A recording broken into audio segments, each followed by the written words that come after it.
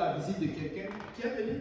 Ce que je suis en train d'enseigner, hein, je lui ai dit, faites attention. Il y a des gens qui enseignent de fausses doctrines. Vous savez quoi? Il est venu devant tout le monde. Il a commencé à nous interroger sur les mêmes affaires. J'ai dit, vous voyez. Et tu vois, ce qui était bizarre, c'est que l'étudiant disait, j'ai dit, bon, allons prendre la Bible.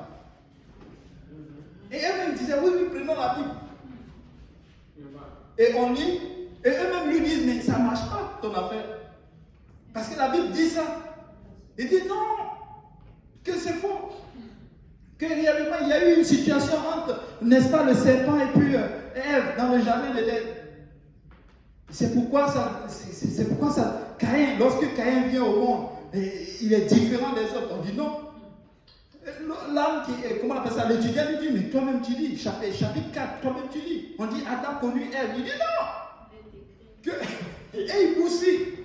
Et les deux se tuent la discussion entre eux. Et bon, finalement ça revient à moi. Et j'ai dit, mais il dit donc que lui, est-ce que moi je ne sais pas, comment on appelle ça? Il dit, c'est incroyable, c'est incroyable. Il dit que il y a comme, comment on peut appeler ça? Une femme peut aller avec un homme et puis après aller avec une autre personne et elle est enceinte des deux. J'ai dit, mais non, ça c'est du jamais vu. Je ne crois pas à ça. Où tu as vu ça? Je suis même venu appeler, j'ai dit, bon ok, le lendemain matin j'ai appelé une soeur, je ne sais pas, une infirmière pour essayer de voir si une telle situation est possible. Et je suis allé sur Google, comme Google aussi il dit des choses. Et réellement on dit, ça peut être, mais ça c'est un cas sur 1 million ou si c'est 1 milliard. Hein? Mais non. Et Dieu va choisir ça pour nous donner un exemple. Non, mais les gars.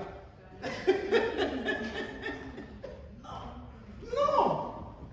Ok, non. Parce qu'il n'y a aucun fondement biblique.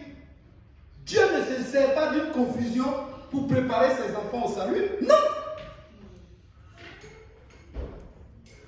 Non. Non.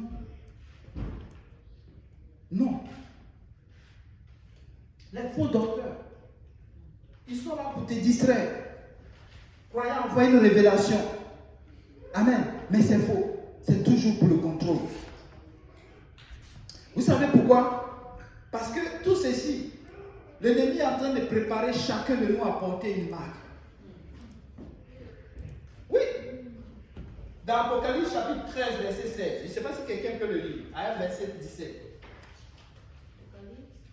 Apocalypse 13, verset 17. Verset 16. 13, 16.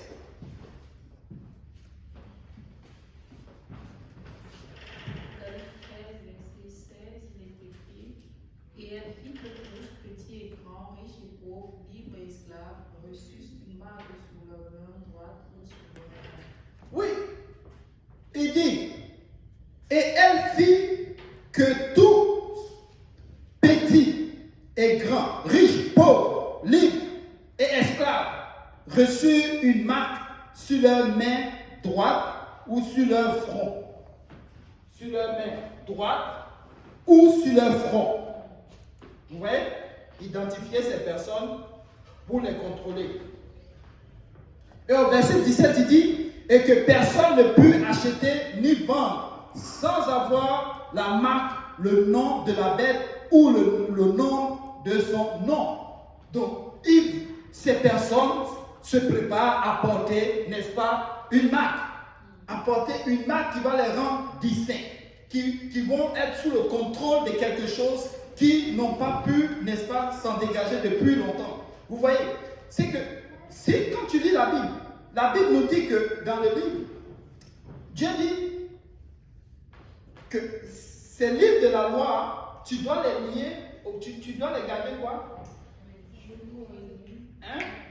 Sur ton front, sur le front et sur que ce livre de la loi ne s'éloigne pas. Hein? Comment? Mais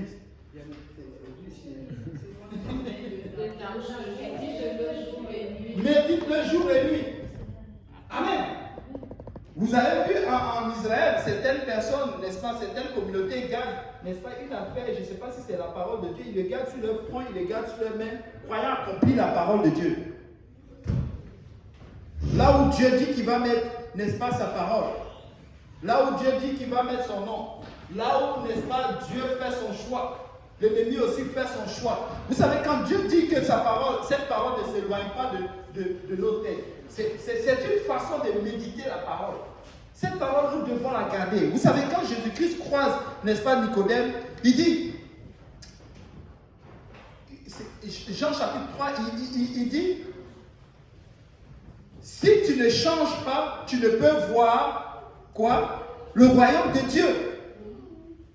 C'est pourquoi la parole de Dieu nous invite à la méditation. Méditation de la parole.